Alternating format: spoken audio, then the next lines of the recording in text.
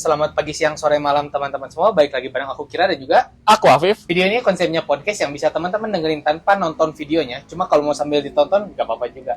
Oke Afif, sekarang kita udah memasuki tahun 2024. Iya. Seperti biasanya kan orang-orang di awal-awal tuh bahas 2024 kayak gimana sih dunia programming untuk 2024 atau tren 2024 untuk programming gitu. Nah, Iya. menurut Afif sendiri 2024 ini bakal kayak gimana sih tren programming gitu? Oke, jadi mungkin sedikit kilas balik dulu ke tahun 2023 mungkin ya. Dimana kalau kita lihat 2023 itu mungkin ya blockchain dan metaverse udah agak sedikit turun trennya. Kemudian muncul AI. Nah, mungkin di 2024 AI juga masih jadi salah satu prioritas nih. Mungkin banyak banget use case baru nanti yang bisa dihasilkan dari AI produk gitu ya. Bahkan mungkin bukan cuman AI produk aja, produk-produk existing yang sekarang udah berjalan gitu. Mungkin mereka juga akan coba untuk masuk ke ranah AI. Betul, setuju banget. Beberapa sumber yang aku baca juga emang 2024 ini bakal jadi tahunnya AI untuk programmer. Benar-benar. Jadi beberapa tools AI itu kayaknya kita udah harus mulai belajar nih. Iya, benar-benar. Kayak salah satunya kayak Python gitu kan, data science dan lain sebagainya. Nah, menurut Afif sendiri apa sih yang cocok untuk kita pelajari gitu untuk awal-awal mulai gitu?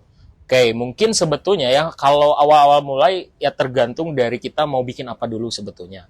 Kalau misalnya ya kita mau fokusnya mungkin di platformnya web gitu, ya tentu ya front end, back end, walaupun produknya AI gitu ya, front end, back end tetap masih akan dibutuhkan juga gitu. Betul, setuju.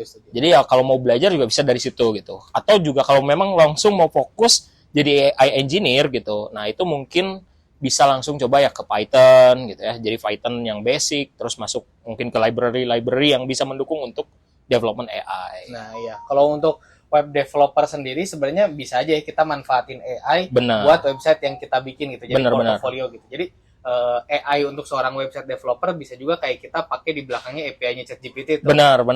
Jadi sebetulnya mungkin ya hampir semua digital product saat ini yang berbasis AI gitu, itu juga mereka nggak ngoding AI sendiri gitu, tapi mereka pakai servisnya ya dari OpenAI tadi ya, kayak ChatGPT gitu. Karena memang kalau dibandingkan kita harus membuat dari awal, effortnya akan jauh lebih besar. Betul, dan juga dataset yang diperlukannya kan sangat besar sekali. Bener banget gitu. Nah, mungkin buat teman-teman programmer web terutama ya, kayaknya udah mulai bisa dilirik nih ya untuk API-nya OpenAI itu sendiri gitu, buat jadi portofolio gitu. Barangkali nanti kayak dapat project yang AI based lah atau apalah gitu, atau kerja di perusahaan yang emang geraknya di bidang AI gitu kan. Bener. Ya mungkin gini sih, kalau kita mau coba gitu ya, itu kan juga ada ya, kalaupun gitu mau berbayar itu juga ada murah gitu kan, nggak terlalu mahal kok gitu. Mungkin bisa coba untuk implementasi, tinggal cari nih kira-kira studi kasusnya apa gitu. Terus proyeknya kira-kira nanti seperti apa yang memanfaatkan AI tersebut gitu. Nah, untuk tadi kan kita udah bahas tentang AI-nya nih. Sekarang kita bahas coba tentang web development-nya. Apakah React.js masih menguasai pasar di 2024 ini nantinya gitu? Menurut Afif gimana prediksinya nih? Oke, sejauh ini sih mungkin ya dengan berkembangnya terus Next.js gitu ya, dan juga framework React yang lain kayak Remix gitu. Nah, itu mungkin React masih jadi salah satu tren gitu. Apalagi sekarang mungkin ya perusahaan-perusahaan yang sudah menggunakan React itu mereka ya nggak akan mau berpindah tech stack gitu. Kenapa? Karena effortnya mungkin akan jauh lebih besar gitu. Kalau misalnya mereka berganti teknologi yang baru gitu. Kecuali memang ada satu teknologi ya terobosan yang bisa menggantikan React, dan sampai dengan saat ini jujur nggak ada, belum ada gitu. Betul, setuju banget ya. Berarti kalau ada teman-teman yang nanya, Bang, belajar React di 2024 worth it nggak? Sebenarnya masih worth it. Iya, benar. Apalagi di Indonesia gitu kan. Kalau yang aku lihat sendiri, kadang di Indonesia tuh kadang terlambat beberapa waktu lah dibanding di luar gitu. Misalnya di luar udah tren React dari kapan, di kita sekarang masih gitu kan, masih tren gitu. Mungkin ketika di luar negeri ada tren teknologi yang baru, nggak akan cepat masuk ke Indonesia juga ya. Jadi masih worth it buat belajar teknologi-teknologi yang udah stabil gitu. Benar. Justru kalau menurut saya sekarang pengembangan dari React gitu ya, banyak muncul library lain gitu yang mensupport React. Contoh kalau misalnya kita mau bangun 3D gitu ya, atau juga mungkin AR, VR. itu kan ada misalnya di-combine dengan 3JS, ada yang namanya React Trifiber.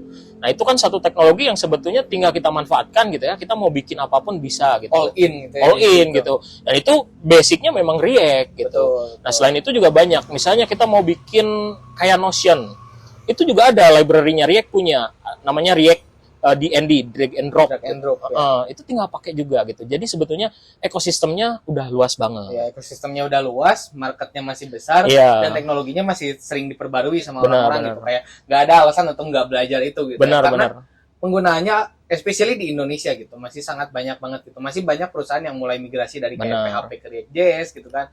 Misalnya ada yang backend-nya mulai ganti dari Laravel ke Node.js atau ke Golang, biasanya kan antara dua itu sih yang menurutku masih tren gitu untuk 2024 ke depannya. Bener, jadi memang ya kalau kita lihat memang gitu ya, kayak PHP juga dari dulu ya mau digantikan lah gitu dan sebagainya, tapi di Indonesia juga masih laku kok gitu. Buktinya masih banyak website yang pakai PHP. Iya, makanya. Waktu itu pernah baca data, cuma lupa berapa persenan gitu, kayak gede banget, di atas 80% website tuh masih dibuild pakai PHP loh ternyata gitu. Iya ya. Masih untuk perpindahannya tuh ternyata nggak secepat itu ya. Iya, benar banget. Nah, kalau ngebahas 2024 nih, kira-kira ya, selain AI tadi, kalau AI kan memang sudah tren dari tahun kemarin lah gitu. Ada nggak sesuatu yang mungkin cukup baru lah gitu di 2024 ini yang bakal jadi gebrakan gitu? Mungkin sesuatu yang baru yang bakal jadi gebrakan tuh aku kurang ngelihat banyak hal ya, cuman ada satu hal yang menurutku menarik dan prediksiku bahkan lumayan ramai gitu di 2024, yaitu Boon atau Ban gitu. Yang kemarin katanya penggantinya Node.js kan, runtime JavaScript itu kan. Katanya kan dia bisa lebih cepat tuh untuk ininya. Aku sendiri personally belum nyobain dan bakal nyobain gitu berapa ke depan. Cuma kayaknya bakal lumayan ramai juga teknologinya. Karena speednya bagus juga. Jadi itu mungkin buat teman-teman yang nanti siapa tahu mau nyobain ngoding backend-nya pakai Boon gitu ya.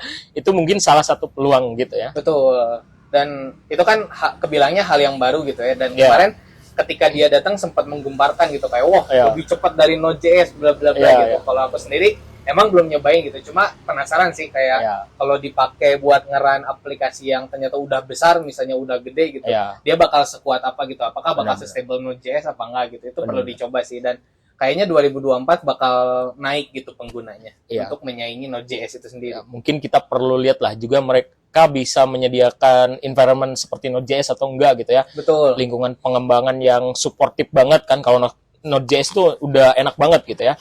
Karena benar-benar dia mensupport banyak banget library yang bisa diinstal gitu. Betul. Nah, sebetulnya kan sebelum Boon juga ada ya yang menyaingin Node.js gitu ya, yang digadang-gadang akan menyaingin Node.js, katanya namanya Done gitu ya. Iya, itu. Nah, itu juga. Cuman ya kita lihat aja Boon apakah akan seramai itu, masih seramai itu, atau bakal kayak Done ini. Nah, gitu.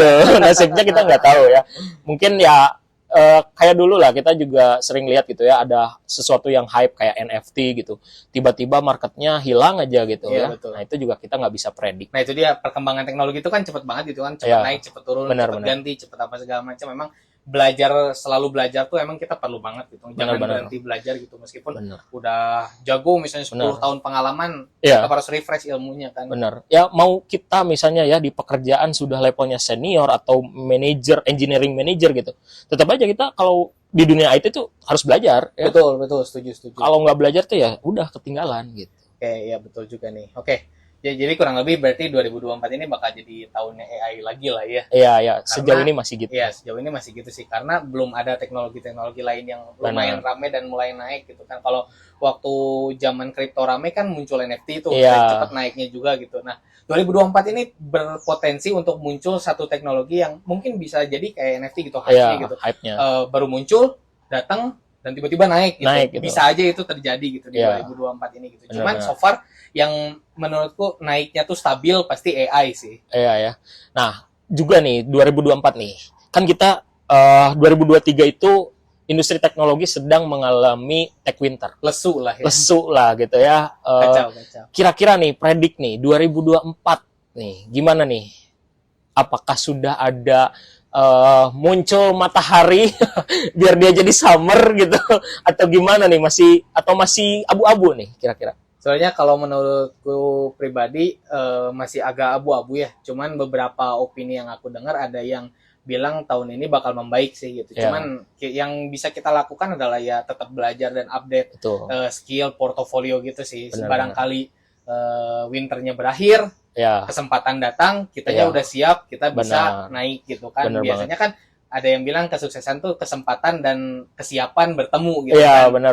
Jadi kesiapannya aja dulu gitu, biar kita tinggal nunggu kesempatannya. Benar, gitu. Karena kita memang tidak bisa predik itu gitu ya. Betul. Kapan itu akan berakhir, kapan itu masih terjadi gitu. Cuman kalau kita siap, ketika itu berakhir, tentu akan open tuh banyak banget pasti opportunity baru ya di dunia IT, dan kita ketika siap kita bisa masuk di situ. Bisa masuk langsung gitu, bisa dapat istilahnya privilege lah, karena kita punya sesuatu persiapan gitu. Ketika kita punya senjatanya tuh, perang bisa menang. Gitu. Ya kayak sekarang aja kita mungkin saat ini berdamai gitu.